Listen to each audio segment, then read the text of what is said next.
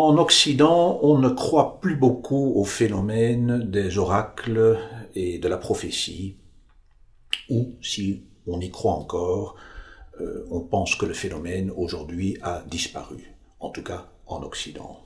On lit encore avec un certain amusement peut-être des prédictions astrologiques dans les revues ou dans les journaux, et on consulte encore peut-être de temps en temps une cartomancienne. Mais l'intérêt de l'homme occidental s'arrête à peu près à cela.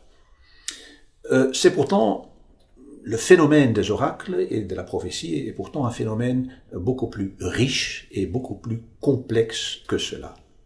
Les 15 articles qui vous sont présentés dans le numéro 11 de Béat, intitulé Oracle et prophétie, le prouvent.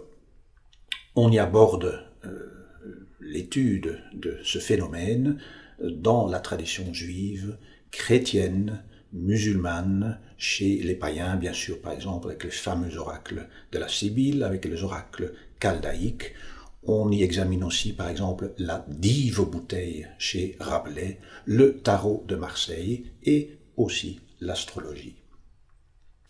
L'ouvrage donc donne une idée très riche, d'un phénomène jadis en tout cas très répandu, mais qui n'a peut-être pas complètement disparu chez nous, comme le prouvent quelques oracles de date beaucoup plus récente et dont le lecteur peut vérifier, s'il le désire, la valeur, en vérifiant notamment si ces oracles se sont, oui ou non, réalisés.